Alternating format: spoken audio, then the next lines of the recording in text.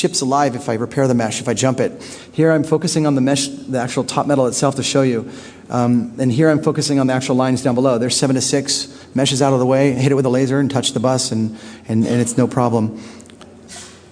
Get into newer chips, 180 nanometer chip, same technique, nail polish attack, boom, I just did it. Did it with Karsten the other day. The problem was that the nail polish, like it flaked off or something from too many rinses and etches. These are very small timed etches, like 10 seconds, 15 seconds.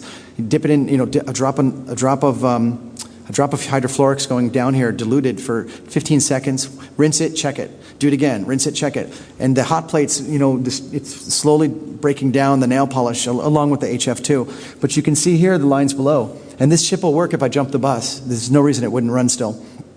With the Thompson, remember, I only have to bridge one line. So here's a Thompson, brand new K7. This is the exact same chip Nagar 3 uses. That's why I don't understand why it's never been broken, except that the hackers are lazy, maybe. I don't know. Or the Canadians are I don't know, maybe the laws changed in Canada. So here you can see I dropped tungsten across here, and this is a tungsten deposit. You can see the overspray, and it's so far out of the way I don't need to clean it up. And so this is connecting the mesh line from here to here. I went this is overkill. I didn't have to do it like that. And it gets even better. I can really just go to the end of this mesh line and just jump it to VCC. Even today, the latest Thompson chips, the latest 180, 150 nanometer chips only have to be tied to VDD, whatever the input voltage is to the core. They give you some give you like a fake oscillation, but it's clocked by a digital circuit, and that digital circuit samples that waveform when it's high. And here, after I did this bridge as a test, I ate through the mesh. These are 8 random lines. They're not the data bus. I don't know what they are. I just was doing it to show you guys. And then if you want to know how small that really was,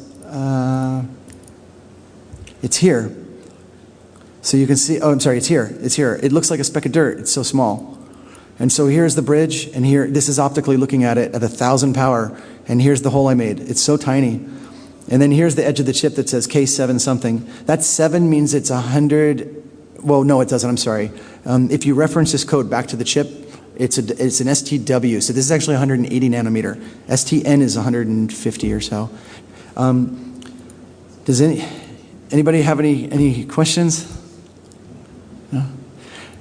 I do need to show you one thing though before you go. Okay, one question. Do you have any software that you're using to automate the analysis of the imagery?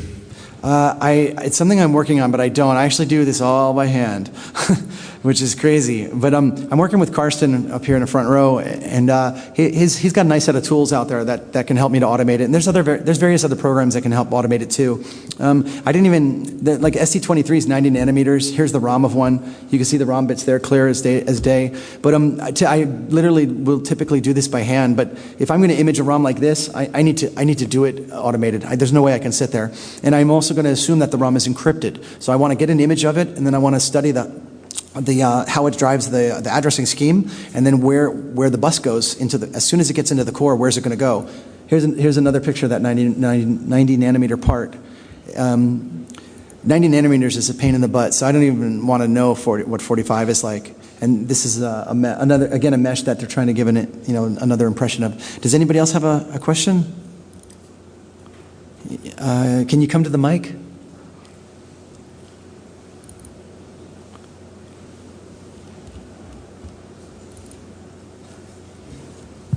I was late, so apologies if you already addressed this, but what about the SLE78? Is that something you're working on? I haven't seen any. If I saw some, I'd love to see some samples, because I have a feeling it's not as secure as they're claiming. Things never are, even the 88. I can't really work on the 88 though, because I had an NDA with them like 4 years ago. That's the only reason I don't talk about the 88.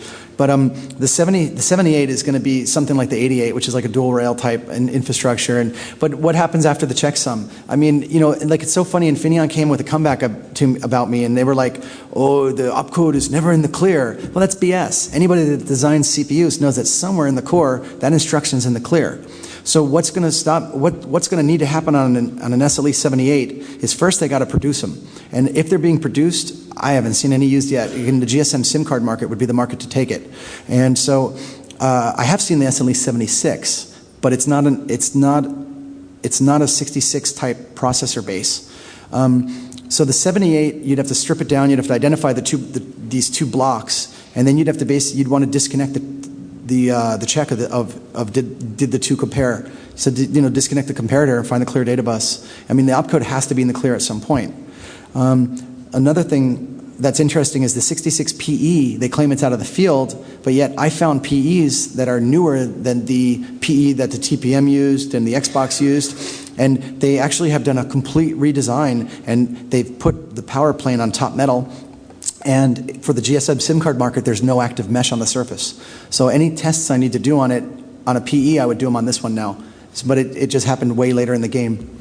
If you have samples and you can give me one, I'd love to see one. But of course, you probably can't. Exactly. So thank you. Yeah, no problem. So here's the money shot for that 2560 chip. Here's a freebie to anybody that wants to hack it, because Atmel is not in my good graces. So, so you want to dump an Atmel 2560 AT Mega?